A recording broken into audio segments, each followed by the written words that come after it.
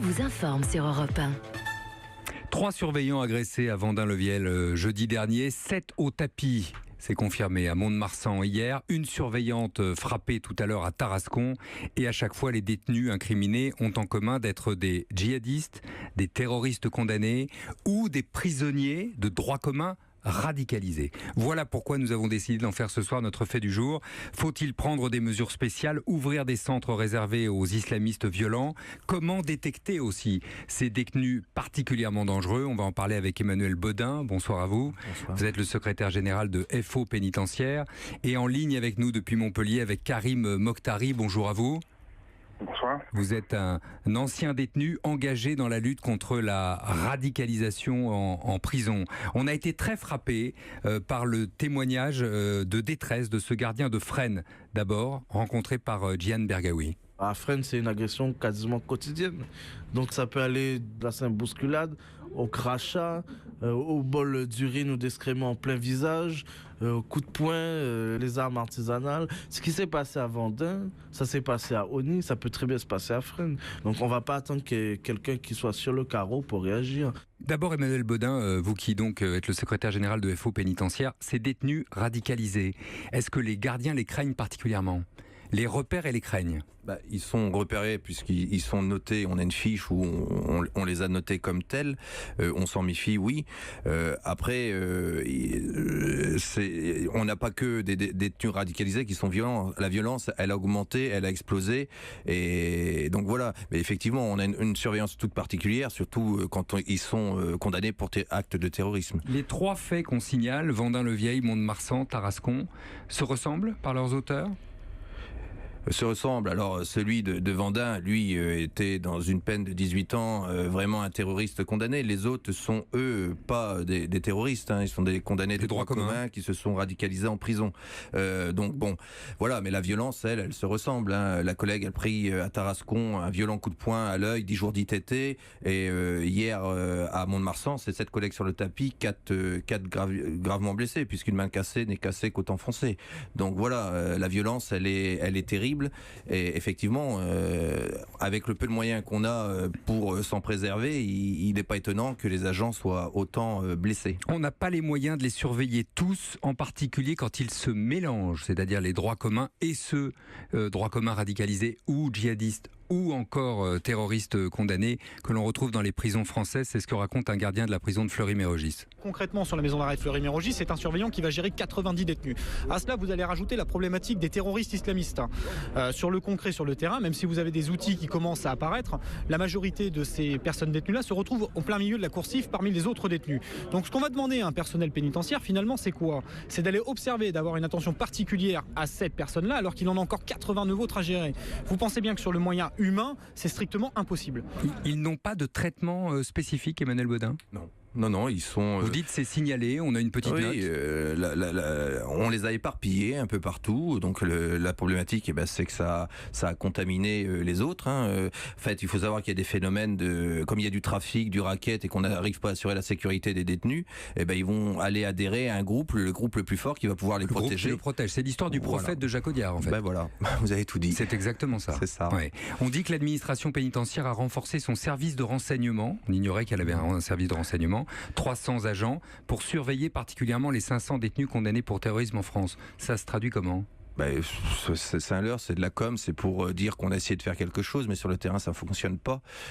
Ça fonctionne pas parce que vous avez, le renseignement, c'est une grosse machine. Il faut que les données remontent. Donc les données, c'est les surveillants qui les font remonter. Oui. On vous l'a dit, les surveillants, ils n'ont pas le temps de surveiller quand ils ont 120 détenus à gérer. Essayez de retourner des détenus pour qu'ils deviennent des informateurs ?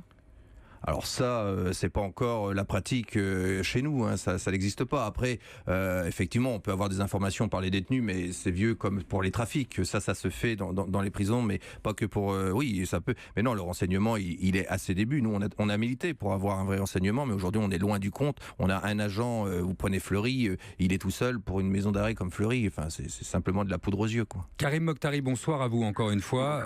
Vous avez bien connu les prisons françaises de l'intérieur, puisque vous y étiez détenu. Vous avez connu 15 prisons successivement. Vous êtes aujourd'hui engagé dans le monde associatif, engagé dans la lutte contre la radicalisation, je le disais tout à l'heure. 500 condamnés pour terroristes. Combien d'islamistes, combien de djihadistes dangereux dans les prisons françaises d'après vous? Vous qui connaissez vraiment bien le terrain. Bon, moi, en tous les cas, sur ces 509 condamnés ou poursuivis pour terrorisme, effectivement, moi, dans ceux que je rencontre, j'ai dû rencontrer une poignée d'entre eux, c'est-à-dire moins de 50 personnes qui sont, à mon avis, extrêmement dangereux sur l'ensemble du parc. Après, pour répondre un petit peu, ou en tout cas rebondir un peu sur ce qui a été dit, effectivement, la réalité d'un surveillant pénitentiaire, notamment dans une prison comme Fleury-Mérogis, c'est pas évident à tenir une coursive avec 90 personnes avec des missions supplémentaires de surveillance et d'identification. Seulement, le milieu carcéral, c'est pas juste des surveillants, même si c'est la communauté de métier la plus grande au sein de l'institution. Il y a aussi tout le personnel en lien avec le SPIP, les services d'insertion de probation. Il y a eu aussi ces binômes de soutien qui sont organisés autour d'un éducateur et d'un psychologue en charge d'assurer le suivi des personnes identifiées étant radicalisées. Et puis vous avez aussi toutes ces personnes dont je fais partie, des associations qui interviennent en direction de ces personnes en co-ingénierie avec les services d'insertion de probation. Ce que vous nous Donc, dites, Karim Mokhtari, pour qu'on comprenne bien, ce que vous nous dites, c'est qu'il ne faut pas mélanger, c'est ça, les 50 les plus dangereux dont vous nous parlez et les détenus radicalisés en prison qui en fait sont rattrapables? C'est ça que je dois entendre dans votre voix? Absolument. Il n'y a pas d'amalgame à faire entre quelqu'un qui a été condamné ou qui est poursuivi pour des faits de terrorisme et quelqu'un qui est suivi pour radicalisation. Parce que si on fait cet amalgame-là, eh bien effectivement, on va donner peut-être la puce à l'oreille à ceux qui sont juste un peu radicalisés, de se dire il n'y a aucune chance pour moi, autant que je continue de me radicaliser. Ils se donnent le mot d'ordre en ce moment, Karim Mokhtari, ils se donnent le mot d'ordre en ce moment? Ils se disent médiatiquement, il y a un écho? Non. Non, par contre, là où il faut faire attention, c'est justement sur l'écho de la médiatisation des agressions du personnel. Même s'il faut pouvoir l'indiquer et l'exprimer. Mais vous savez, ça peut aussi faire comme une traînée de poudre, comme on a pu connaître autour des voitures brûlées en fin d'année dans certaines villes qui vont commencer à se mettre en concurrence. Donc ce que vous me dites, c'est que ça peut faire des émules. Oui, ça peut faire des émules avec des individus qui ne savent pas trop comment faire pour se confronter au cadre de l'institution. Là, c'est tout trouvé. Donc il faut faire très attention à qui fait quoi et de qui est qui. Et simplement pour revenir sur la question de est-ce qu'il faut les regrouper ou pas, pour moi, je pense que même si c'est un travail qui est extrêmement long à mener, il me semble qu'il faudrait commencer à essayer de vider un peu les prisons. Les vider, pas dans le sens de faire sortir les gens n'importe comment, mais je pense à muscler davantage toutes les alternatives à l'incarcération. Alors ça, on va en parler si vous voulez bien. On va marquer une pause et on va en parler parce que c'est une question très importante. Est-ce qu'il faut des centres spéciaux? Parce que finalement, c'est ça que vous êtes en train de dire, Karim Mokhtari, pour ces détenus que vous qualifiez de dangereux djihadistes, anciens djihadistes condamnés pour terrorisme, que vous évaluez, vous, à 50, et on va voir ce qu'Emmanuel Bodin de FO Pénitentiaire en pense. À tout de suite, et évidemment, j'attends vos réactions au 39 21 ou vos questions, n'hésitez pas, nos invités vous attendent. Pour intervenir sur Europe 1, appelez le 39 21, 50 centimes la minute. Bouygues Télécom. Cette année, Greg de Grenoble a une grande envie de changement. Il voudrait un nouveau smartphone avec un grand forfait plein de gigas pour partager en grand nombre photos et vidéos. Mais après Noël, son porte-monnaie n'est plus en grande forme. Eh bien, Greg, ouvrez grand vos oreilles. En ce moment, c'est les petits prix chez Bouygues Télécom. Profitez de 15 € de réduction par mois pendant 12 mois pour tout nouveau forfait sensation avec appel illimité à partir de 20 gigas. Rendez-vous vite en boutique Bouygues Télécom. Offre soumise à condition avec engagement 24 mois et conservation du numéro. Toyota. Ah non, chez nous c'est diesel. Depuis 5 générations déjà. Même le scooter de mon fils est un diesel. Vous ne changeriez jamais? Jamais. Et si Toyota vous propose un modèle hybride, reprend votre diesel et vous offre en plus une prime jusqu'à 5 000 €? Et il ferme à quelle heure chez Toyota? Et si votre prochaine voiture était une Toyota hybride? Estimez la valeur de reprise de votre véhicule sur toyota.fr. Portes ouvertes ce week-end. Toyota. Offre particulier non cumulable dans le réseau participant jusqu'au 28 février. Détails sur toyota.fr. Europe Soir, Laurent Bazin sur Europe 1. On parle de ces djihadistes, de ces terroristes ou de ces prisonniers de droit commun radicalisés que connaissent les prisons françaises et qui sont les auteurs, en tout cas, des derniers faits de violence constatés qui provoquent la grève des gardiens. On est avec Emmanuel Bodin, le secrétaire général de FO Pénitentiaire, et avec Karim Mokhtari, ancien détenu engagé aujourd'hui dans la lutte contre la radicalisation en prison. Je suis assez frappé de voir d'ailleurs que Emmanuel Bodin était d'accord avec ce que disait Karim Mokhtari, d'accord aussi sur l'idée qu'il faut des centres spéciaux, qu'il faut extraire ces détenus qu'on considère comme dangereux et les placer dans des centres entre eux. C'est ce qu'on revendique, c'est notre première revendication, c'est de faire justement ça, et on a les outils. On a les outils aujourd'hui, on a 2 établissements, celui où l'agression a eu lieu, Vendin-le-Vieil, qui est tout à fait conçu pour accueillir ce type de détenus. Le seul problème, c'est qu'on a un établissement hyper sécuritaire, mais qu'à l'intérieur, c'est un petit peu le Club Med, quoi. Les agents, on leur donne pas les moyens de les gérer spécifiquement. C'est ce qu'on demande, c'est une gestion spécifique pour des détenus extrêmement violents. Qu'est-ce que ça veut dire spécifique ? C'est-à-dire qu'il faut les gérer comme dans un grand isolement, c'est-à-dire que vous avez à chaque mouvement... C'est le retour des quartiers de haute sécurité dont vous êtes en train de parler. Écoutez, oui, quelque part, sauf qu'il y a quand même, on n'est pas du tout dans les mêmes styles d'établissement. Hein. Ils ont des grandes cellules, ils sont seuls en cellule, c'est très confortable, c'est tout neuf. Hein. Ça vient c'est sorti de terre il y a 3 ans. Le problème, c'est quand c'est sorti de terre, Madame Taubira était ministre et à l'inauguration de Condé-sur-Sarthe où j'étais, a déclaré qu'elle trouvait ces établissements inhumains. Et donc depuis, on a mis des millions dans ces établissements et on s'en sert pour faire autre chose que ce qui était prévu. Mais on a aujourd'hui la structure. Maintenant, il faut donner des moyens, des équipements, 3 personnels, un gradé qui gère chaque détenu, chaque mouvement seul. Nous, on demande est-ce que l'un des agents soit équipé d'un pistolet à impulsion électrique, pas pour s'amuser, hein, on est sûr que ça va dissuader, ça évitera que tout le monde se blesse, pour dissuader. On demande des passe-plats, des passe-menottes, on demande des tenues spécifiques, hein, surtout qui protègent le cou, parce qu'ils ont compris qu'il fallait viser la carotide. Voilà, on demande un équipement, on peut le faire ça, mais simplement il y a des positionnements idéologiques qui s'y opposent. Quand vous parlez de pistolet à impulsion électrique, vous avez des gens qui s'évanouissent, hein, même des organisations syndicales. Parce que la réalité du terrain, elle est celle-ci. Mais ça c'est vraiment un petit nombre de détenus. On ne parle pas des 70 000 détenus. On n'est pas du petit nombre de détenus qui est violent, extrêmement violent. On parle de 1157 détenus radicalisés dans les prisons françaises. 509, encore une fois, pour ramener les chiffres à leur espace réel. 509 condamnés pour terrorisme. J'ajoute évidemment à cela les djihadistes, Karim Mokhtari, qui sont en train de revenir de Syrie, qui sont, le ministre de l'Intérieur l'a dit, judiciarisés et généralement emprisonnés. Ça va faire d'une clientèle supplémentaire. Oui, bien sûr qu'il va y avoir un flux qui va augmenter du fait du retour de certains djihadistes.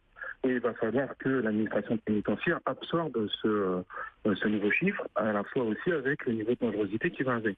Donc je rejoins totalement monsieur sur le fait qu'il va falloir extraire le plus dangereux de ces établissements, mais je rejoins aussi mon idée de tout à l'heure, d'indiquer qu'effectivement le parc pénitentiaire est assez large, hein, il y a presque 200 prisons, qui aujourd'hui abritent 70 000 personnes incarcérées détenues. Il me semble qu'on pourrait mettre davantage d'énergie dans les alternatives, parce que quand même quasiment 50% de la population carcérale est incarcérée pour des peines de moins de 2 ans.